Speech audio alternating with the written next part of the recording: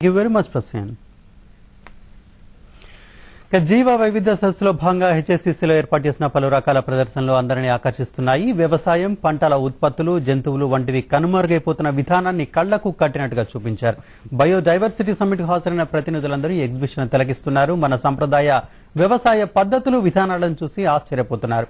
హెచ్ఎస్సిసిలో ఏర్పాటు చేసిన ప్రదర్శనపై టీవీ5 అందిస్తున్న ప్రత్యేక కథనం.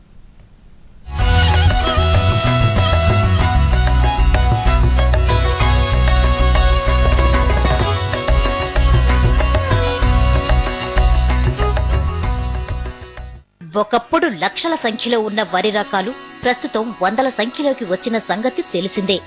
ఇవేగాక పొద్దుతిరుగుడు, కందులు, మినుములు, రాగులు, సజ్జలు, జొన్నలు, రాగండి, కొర్రలు, నువ్వులు, ఉలవలు, పెసర, మొక్కజొన్న వంటి రకాలున్నప్పటికీ ఒక్కొక్క పంటలో వందలాది రకాలు కనుమరుగయ్యాయి.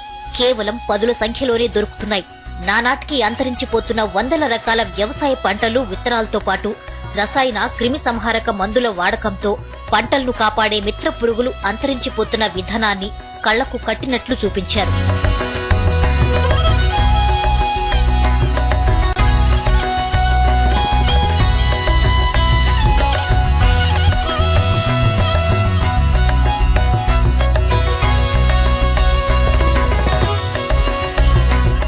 మరోవైపు వ్యవసాయానికి వెన్నుదన్నుగా ఉండే ఆవుల జాతులకు సంబంధించి ఏర్పాటు చేసిన స్టాల్ అందర్నీ ఆలోచింపజేస్తుంది. 100 ఏళ్ల నుంచి భారతదేశంలో ప్రముఖమైన ఆవుల జాతుల వివరాలు తెలియజేస్తున్నారు. ఆనాడు ఆవు పాలు, నెయ్యి, గోమూత్రం వంటి వాటిని ఉపయోగించిన పాత్రలేగాక మరణించాక ఎముకలు, కొమ్ములతో తయారు చేసిన వస్తువులను సైతం ఇక్కడ ప్రదర్శించారు. వ్యవసాయ రంగంలో స్థితిగతులకు అనుగుణంగా మారిన పరికరాలను చూపించారు. హిందువులు అత్యంత ప్రీతిపాత్రంగా పూజించే గోమాత ప్రాశస్త్యాన్ని తెలిపే విధంగా ఏర్పాటు చేసిన స్టాల్ విదేశీయులను సైతం ఆశ్చర్యంలో ముంచెత్తింది. All the material, everything we can use from one cow. I like the shoes and I don't know what those are over there, but this instrument is very impressive. This big horn, and especially the distillery from the cow. And it's very impressive. మనకి main మన concept ఏమంటే ఈ environmental protection organisation మనది యాక్చువల్గా అంకుష్ అని. ఈ అంకుష్ నుంచి మనం ఎన్విరాన్మెంటల్ కి మన కౌ ఎంతవరకు హెల్ప్ఫుల్గా ఉంది. సో మనకు పూర్వకాలంలో మన ఆవుల్ని ఇవి ఎక్కువగా చేసుకునేందువల్ల మనకు అగ్రికల్చర్స్లో కానివ్వండి, ఇంకా ఏ విధంగా అయినా కూడా మనకు చాలా హెల్ప్ఫుల్గా ఉండేది. ఇప్పుడు వచ్చేసరికి మనం ఈ కౌని ఎప్పుడైతే మనం అవాయిడ్ చేస్తూ ఇక్కడ తగ్గించుకుంటూ వచ్చామో already we are facing a lot of problems from the environment. భూమిలో ఉండే ఎర్రలు పైనే ఉండేవి. క్రిమి సంహారక మందులు కానీ ఇవి కానీ వాడేవారు కాదు. ఆవు పేడనే ఎక్కువగా యూరియాగా వాడేవారు.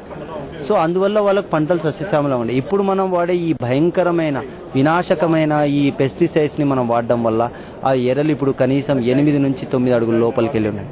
ఆవుల ప్రాముఖ్యాన్ని, వాటి జాతులు అంతరించిపోతున్న విధానాన్ని సందర్శకులకు తెలియజెప్పారు. అరుదైన జాతి ఆవులను కాపాడాల్సిన అవసరం ఉందన్నారు. అందుకే ఆవులను హిందువులు గోమాతతో పోల్చారన్నారు.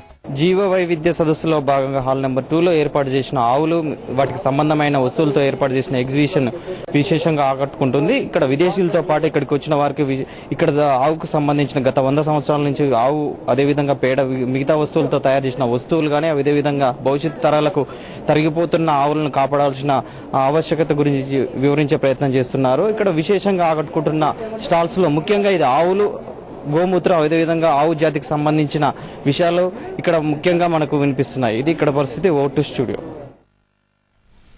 ఇప్పుడు షార్ట్ బ్రేక్.